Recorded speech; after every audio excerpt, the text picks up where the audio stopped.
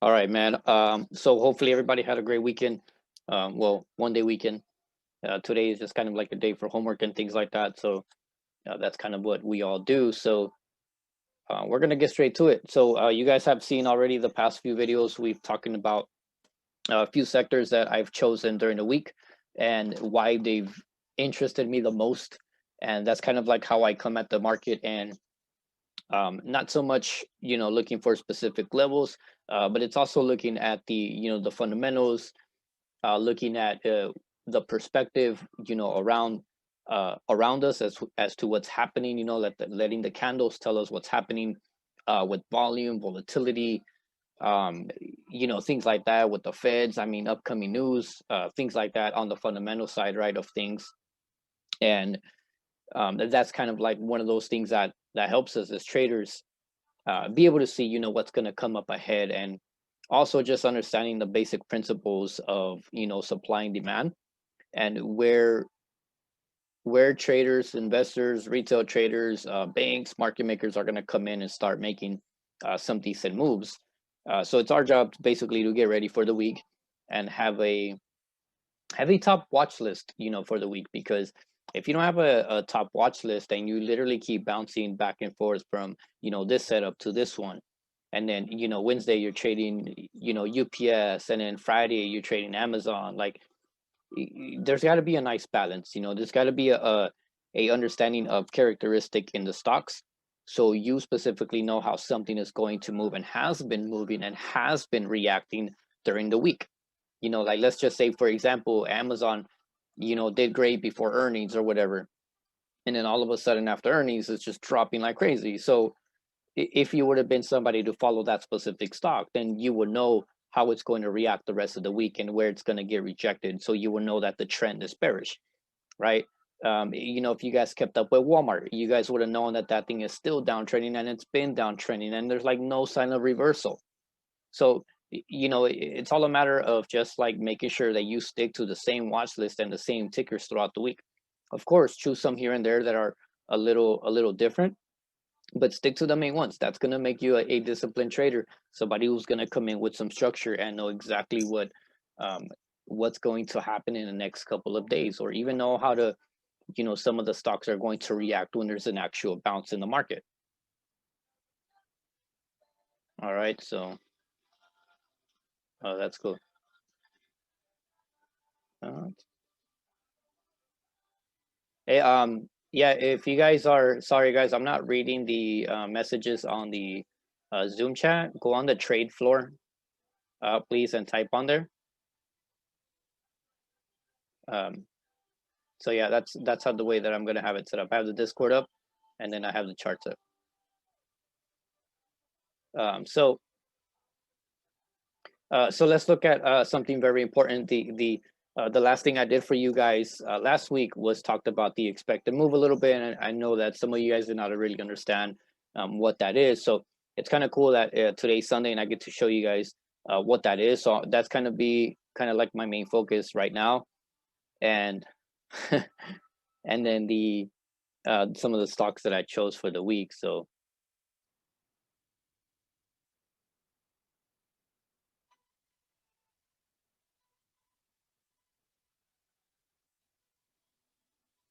so here /yes, I'm gonna go to the trade tab. So March 21st, this is how you look at the expected move. Look at the implied volatility. It's not that crazy. It's 27% around there. So the expected move for the week is about 104 right now. So basically, it opened up. Sorry, before the futures open, it was at 100. So of course, as the market is moving, the adjustment price is going to keep moving here, right? So for example, let me give you a quick example. Let's go look at BA. If you look at BA March 5th, the implied volatility is 55%, and the expected move is 11.68. Okay. Now that is going to change as soon as market opens, because this can potentially gap up or gap down, and it's going to be controlled at a $4.55 movement for the gap up or gap down. So you go watch that. Okay. So that was just a quick example on how you're going to see that change. That's why for /ES, I was actually able to look at it right before we opened. It was basically $100 move, right? So if you go look at the /ES, right where we open, look at this. I'll let you guys do the math. You guys can participate by giving me some numbers in the chat. Look at this. So right here we have 38.17. Basically, that's where we opened. Okay, we ended up closing down here at this 38.08. So $100 move basically for /ES. What is it going to the top from 38.08, and what is it going down to the bottom from 38.08? Okay, it's simple math, right? You guys can go ahead and type in the chat as to what those numbers are to the downside and to the upside for /ES. So I'll let you guys figure that one out since you guys are good with percentages and numbers. Well, at least you should be because you guys are traders, right? So anyways, the expected move is basically up here, okay, to the top side. And then you have the expected move to the downside. We basically have these two scenarios, right? Right now we're kind of just in the middle. And we opened up, we kind of gapped up a little bit, and we're just kind of holding this 38.30, you know, above 3800 level, right? And if you guys seen my last stream, I basically gave you guys also the expected move, and the expected move was right here on the downside. This 38, I think it was 38 26.15 around here. But it's very simple. Look at this. We ended up at a support area, okay? This is your support area before we started bouncing to the top. And of course, you got these little areas of price action, some little accumulation there. And then the volatility, this was the GME thing. And then we just made higher highs, right? And then here again, we got some volatility coming down. We got a lot of volume coming into this market. And I think this is what's a little scary when it comes to, you know, seeing the major volume come into the markets and you see some red candles. Okay, now something that I always say is that just because we see a lot of volume and we see like one big red candle doesn't always mean that we're going full-blown bearish. Okay, I was actually asked this question a while ago from a student of mine. He said when do you go full-blown bearish? Okay, the answer is I'm not. Okay, I am not going full-blown bearish on the market. You go to this 5-year chart. Hey, this is a clear indication that it's still a nice bull run in the long term. When do you go full-blown bearish? The answer is I don't. I follow the trend. There is certain types of trends here in the market, right? Look, we came up, we pushed down, we went up, we came down, we were bearish a little bit, right? We ended up pushing up, bearish, pull up, bearish, come down, pull up, and then super bearish when that COVID thing hit. And then all it is now, it's a V-shaped recovery, with a bunch of pullbacks, meaning that you're bearish for just the pullbacks. So if you're asking somebody if you know they're going full-blown bearish, is just not the right question to be asking. The right question is to be asking is, hey, are you trading with the trend, or are you getting smacked because you're going against the trend? That's the correct questions to be asking. And the next question is, are you basically profitable towards the end of the week because you understand fully what's happening? Okay, so here's the weekly chart. Well, the weekly chart's still fine. Everything is still fine on the market, right? So the expected move hit this, right?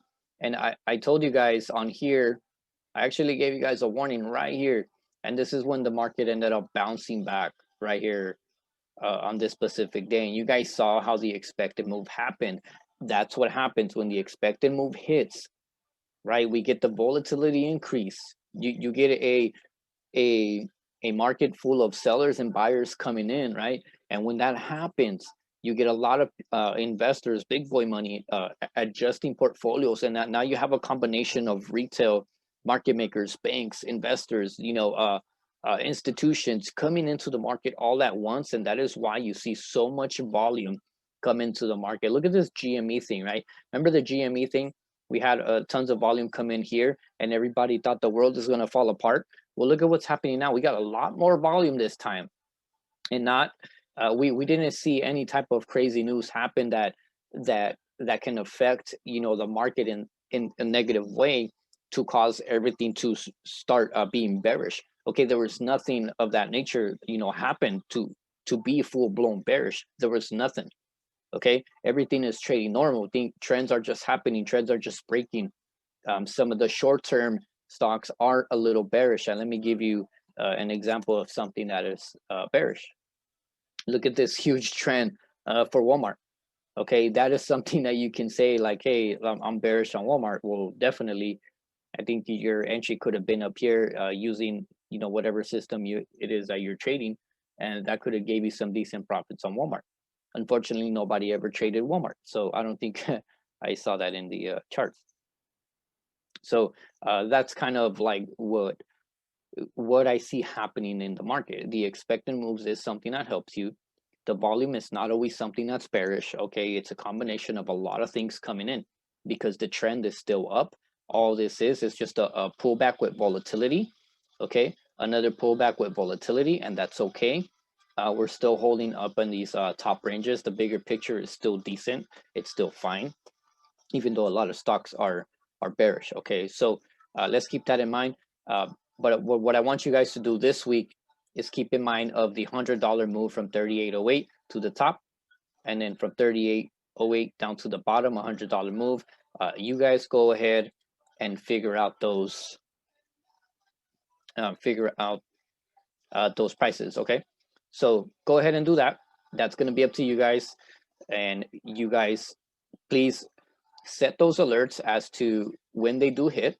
Okay, because I want you to see the reaction of what happens at that price point. Okay, that way you guys can experience it. Okay, now it doesn't have to hit any of these two top ones.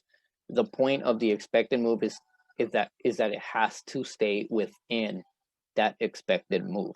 Okay, for all we know, this thing can trade sideways all week, and then on Friday either drop very hard or push up very hard, as long as it stays within that expected move range. Okay, so make sure you guys set those alerts. But the bottom of the next leg down for /ES would be around this 37. Here you go. I'll give it to you guys.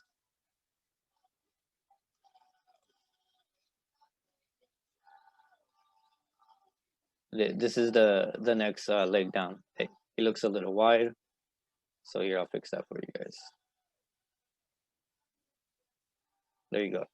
Made it just a little bit smaller so you guys can actually see it. That's kind of like what your chart should look like, okay, based on the supply and demand. So that would be /ES. You guys following along?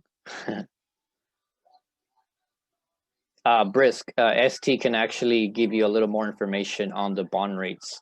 He's actually very well versed in that. So he's pretty cool. Every now and then I like to listen to ST when he talks about the bonds. Yeah, but he has a lot of knowledge. So /ES. And I'll definitely post some of these levels when market opens.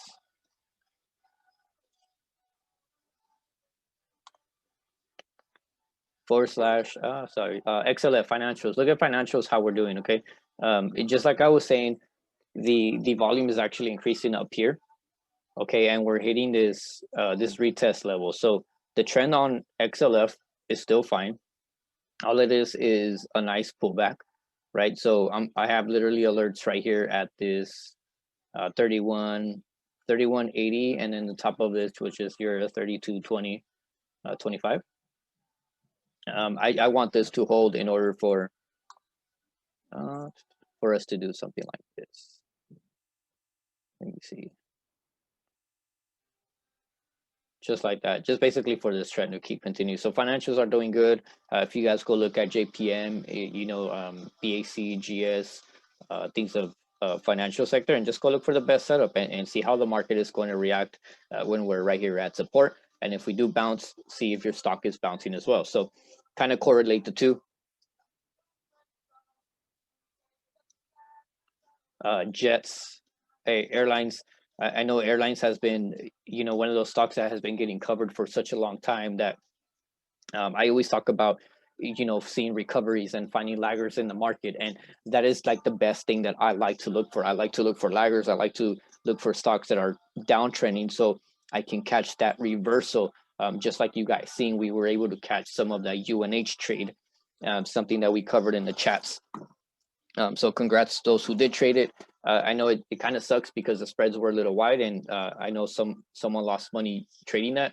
It's because the spreads were wide. So whenever you trade something that the spreads are wide, just make sure you go light, and then add as things go, but also make sure to take profit right away for those spreads that are super wide. So airlines have been one of the sectors that's been getting hit through COVID, that got smashed pretty hard, and they're probably one of the ones that are still finding some type of recovery. The awesome part about this is that, what do you guys think is going to happen when they start to report good numbers when it comes to earnings? The good numbers when it comes to earnings, imagine that, okay? We're already reaching this level, basically an old demand zone. I really hope that this does not become a huge rejection and then start coming back down again, down to like 23. So I really hope we can just base out right here. This is what I'm going to be looking for in the next couple of weeks. Even if it does happen next week, whenever, my alerts are going to be up here, knowing that we can reclaim the 27 and above 27.50, 28. And then we're going to start hitting the top of this 32.50 and then hit the highs of 34.75. Now, why do I say these tops? Because what happens is when you reclaim a demand zone in the market, especially when it comes to something fully recovering, it creates higher highs, all-time highs, because it's showing the strength of the sector, and the sector is pushing and it's showing great numbers when earnings come up. So that's something to take note of. You guys got to make sure you look at the whole, the bigger picture, the perspective, like the market, as to what's going on, in order for you guys to start grabbing some of these plays. And that is why I like to look at, the major supply and demand. Like down here, Jets was getting smashed, pretty bad. And then right here, we ended up catching some of these plays. We created a bull flag right here on Jets. Bueller called out some leaps on this thing. They were green right off the bat. So there's a lot of things that, still have tons of potential to recover. And these are some of the ones that I like.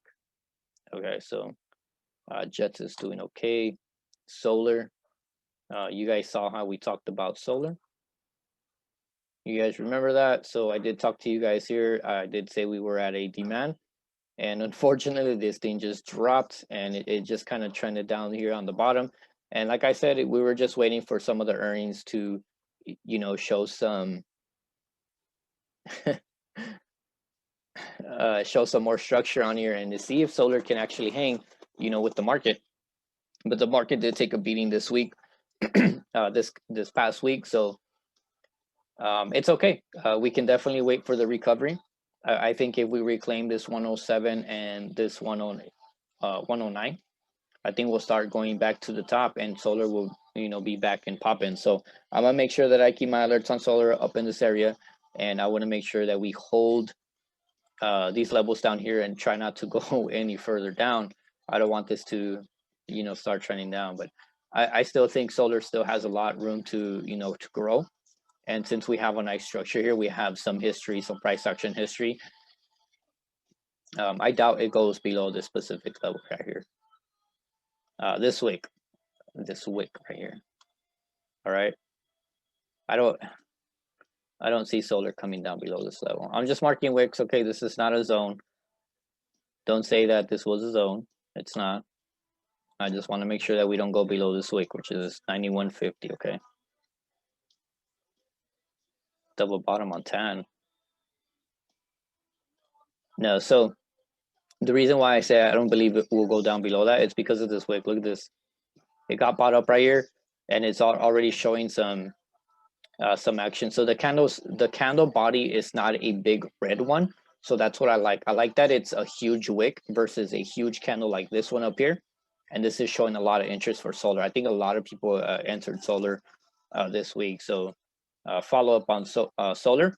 And I know Bueller's probably big on some of those tickers, and I think he's loading up on CSIQ as well, and SUNW, I think it was. Some energy stuff, not quite sure. But he is in some of these too.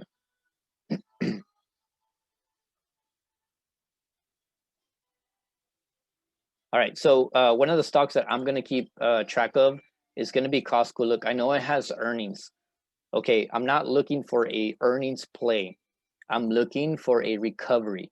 Look, look how bad this thing got hit. This thing actually got smacked from down here, basically the 350, right? Breaking down this pattern right here. Right here, it ended up breaking, coming down, and I think Costco's had a dang great price, if you ask me. Oops. Look at this. It looks like it fell off a cliff. Yeah, you still have opportunity to load up on Costco. I think Costco's a great company, and it's made it, it's made it so far through the COVID. So I think it should be okay. But I am going to look for the sentiment for the retail.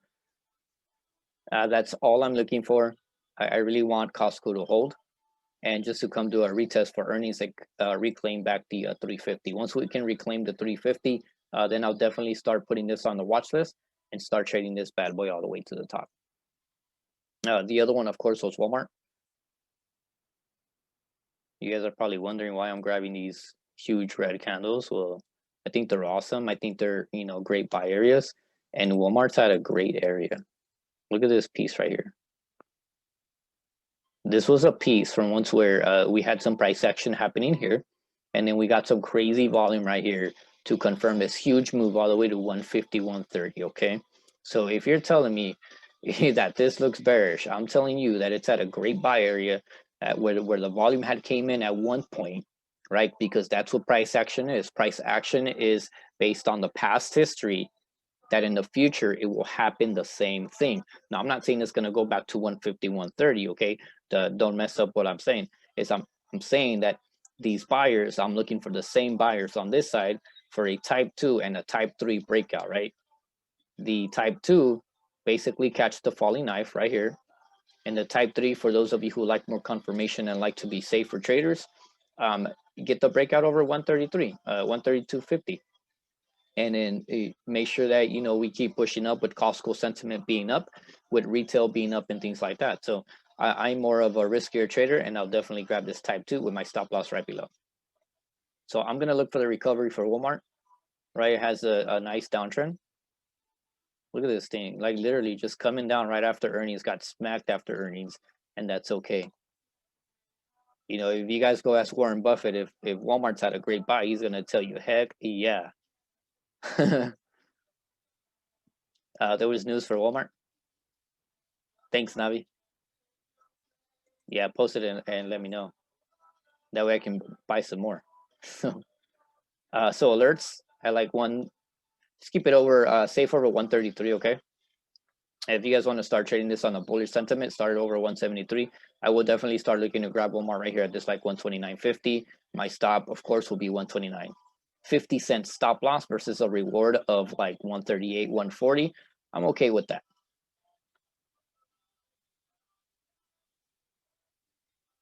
Yeah, I still like Walmart. I like Walmart down at these levels. The other one is Apple that I liked. Apple's just been trending down, and I've been trying to catch the bottom on this thing. I've been fighting the trend, so I've taken a couple losses on Apple, which is okay because the premiums are not that heavy. So I think it's worth trading Apple, and I think it's worth buying the dips. And I honestly think it's worth, losing a couple dollars here and there on the way down, because I am fighting against the trend. But because I am able to adjust my risk and my management, I think the top side has more reward. So I'm definitely going to be able to catch this run back up. So as soon as we break this trend line, I'm going long. I'm not going to think twice. I think over 124 we'll start doing okay, as long as we have candle bodies on the hourly chart, pushing up.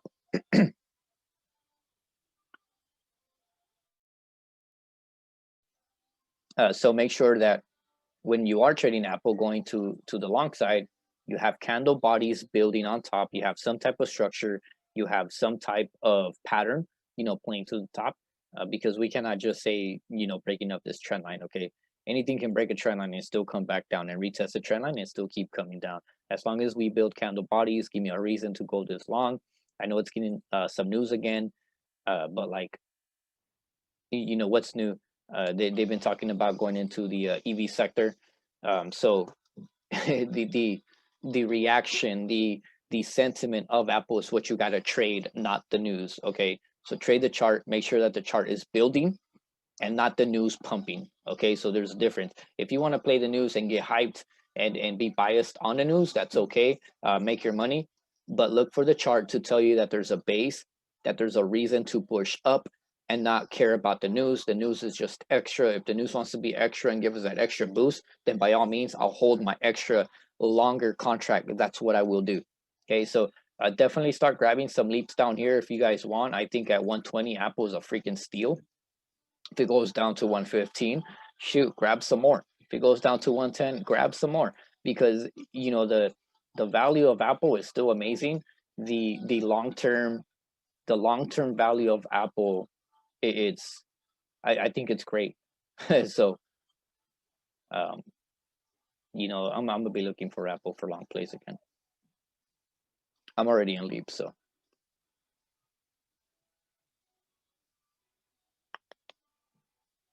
same for Amazon. I know it's a heavier ticker.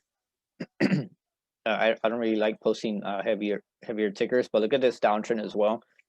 Once we start building over 3,100, I think we should be okay. So just to break up this trend line on this one, 4-hour time frame. But if you go look again at the weekly, it looks like a lot of stocks are like falling off the cliff. But anyways, we're still holding the bottom of this price action down here.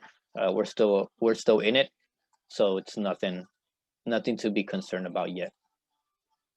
But again, you guys can do the homework for the downside if we continue to come down. Google is something that's been trending like way up here. I really want to catch this like come down.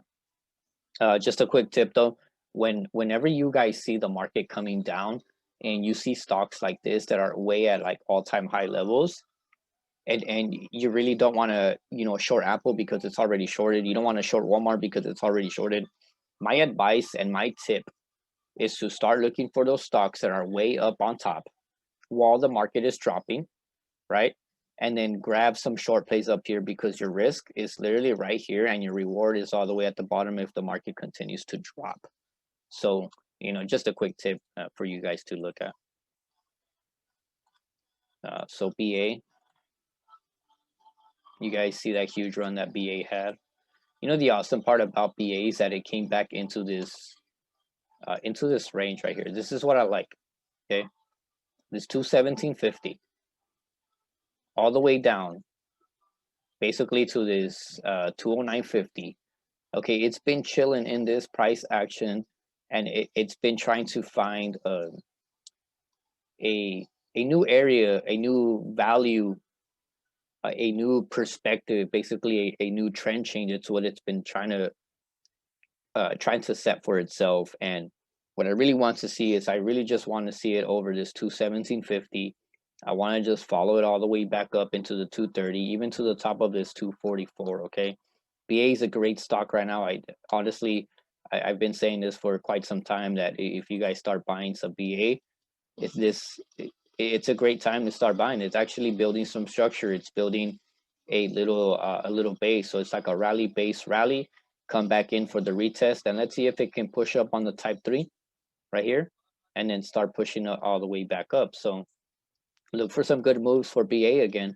If we start breaking again below this 208, this is probably a great area to start buying it with your stop loss. I will say like 207.50. I wouldn't let it go below this wick or these candle bodies here. But you can definitely start buying the bottom of the range and then just trade it all the way up. So BA is a great stock to trade. And just remember the trend change, okay? Here's your rally, here's your base, here's your rally, here's your retest, and let's see if it can rally again. out of the range. And again, if it wants to stay in the range, the longer it stays, the better it is for us, because you guys all know that the range trade is probably one of my favorite trades patterns to trade because of the breakouts. And this is what happens on the breakouts.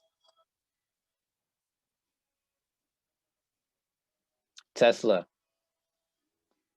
Tesla is the other one that I'm gonna keep an eye out on this specific level right here. So between 650 and 680. Okay, so why am I keeping those two specific levels? Is because if you guys remember,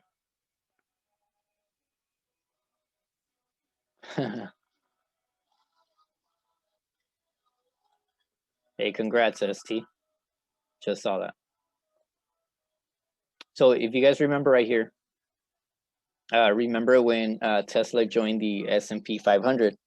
This is when it joined, and was the day that it actually pumped all the way to the top. It literally went from the bottom all the way to the top in literally like 5 minutes, you know, towards power hour, which was amazing. So this is why I have this specific level that I don't want to see break, because if you guys realize that this was the buy area at this point, so anybody who got in, this was like big boy bunny. Okay, all we're doing is we literally bought right here, right? We pushed up, right, a bigger time frame, and then now we're getting a retest of that specific level. So the question is going to be this today when it comes to Tesla: are the same buyers going to be buying Tesla at this price point again? Okay, that is going to be the biggest question. That is going to be the biggest thing that I'm going to be watching. Even though Tesla is still also in a downtrend, you can wait till that trend line breaks. I will still take my chances and try to buy the dip down here and play calls, because I want these same buyers that stepped in that day that it joined the S&P 500 to come and step into Tesla and average in their positions, because they're in it for the long term. And if they think that this is a great value buy, then I want to be on the same boat as them. I want to be on that same train that they're on, and I want to make sure I catch it all the way up. ES 3840, 3839. So ES is pushing up while we're streaming. So if you guys are trading futures, just make sure you're long. Netflix is the other one that got my attention. So why did it catch my attention? Because it held through that major sell-off. Okay, out of the FANG stocks, Amazon and Apple are the ones that are trending down. Those are the ones that I'm waiting for the recovery. Those are the ones that are going to give me the more reward on the recovery. Netflix and Microsoft are two of the tickers that held their ground. Even though Microsoft had a nice push down, it's holding this range down here. So you guys have this awesome range that you guys can trade. And then same with Netflix. Netflix and Microsoft out of the FANG stocks with Google are the ones that are holding, and along with Facebook. So that's going to be like my main focus again. It's going to be mainly for solar recovery. Okay, I'm going to watch for financials to bounce. Okay, I'm going to make sure that this is just a simple pullback. I'm watching jets, you know, jets to create another pattern, or just to even hold range and to keep on pushing up. And I'm looking for retail to give me some type of sentiment that can start to recover. Okay, Walmart, Costco, you know, on a retail perspective, the RSIs are probably oversold like crazy. So it's time for a little dead cat bounce. It's time for like some green days up in there. Now, does it have to happen? Of course not. Does the market have to hold? Of course not. The market can definitely come all the way down. Okay, but the bigger picture and understanding what's happening with the sectors and how everything is holding, how some stocks are still holding, some stocks are holding the market up. Watch for those to recover, the ones that are lagging, because the ones that are lagging are the ones that are going to give the market some strength, and it's going to show buyer volume in the market in itself, and we're still going to be holding in these levels, right? So I'm saying that be prepared for both sides. If we come back down for another leg down, what is going to be the next step for your stock that we just covered? What is going to be the next drop for Costco? What is going to be the next drop for Apple? The next stop for Google, BA, Tesla, Netflix, Microsoft? What is going to be the next stop? Okay, if ES comes down to the expected move on the bottom, What is it? That is your part, okay? Because I'm not gonna come in here and start calling out puts, okay? I'm gonna come in here and give you a little perspective as to what to do in the market versus trying to give you specific levels to enter and exit. Okay, it's that's probably the most important thing you can have in the market, because somebody else out there in the chat is probably going to give you some signal and tell you to go buy here and buy there, exit here and exit there. Okay, stop loss here and stop loss over here. Okay, that can be done during the week, and it's cool. I will try my best to give you the perspective in the market, and I will give you the best to my ability when it comes to looking for, supply and demand, and what to actually pay attention to versus trying to pay attention to the smaller time frames that um, you probably miss out on the bigger picture and stuff. So I hope this perspective in the stream kind of help you guys. I hope that the expected moves is something that's helping you guys, because it's something that's been helping me. And again, if you guys don't understand how those expected moves happen, please let us know. Let us know in the chats if you guys want a little more in-depth detail on it. Tag us. I'll definitely start posting some of those things, and keep you guys updated as the markets develop. So the time is about to run out, guys. Told you guys it was going to be very simple, nothing too crazy. Just look out for a few, stocks that are beaten down and looking for recoveries. That is my main focus this week. That is all I want to see, some recovery in the market, the buyers stepping in, because there's a lot of great deals out there in the market. And if you guys start buying some Apple shares, man, congratulations if you guys do. So hopefully you guys get some greens this week. So I'm gonna leave you guys at that. Hopefully you guys enjoyed it, and I'll definitely see you guys in the chat. And I really want to follow up with you guys probably tomorrow. Towards the end of the day, I'll post a live stream again, and we'll do another one. We'll all just kind of chill. So hopefully you guys enjoyed it. So I'll leave you guys with that. Thank you guys for joining. Stay green this week, and please do me a favor. Be patient. Do not get FOMO, and trade setups. All right, guys, stay green.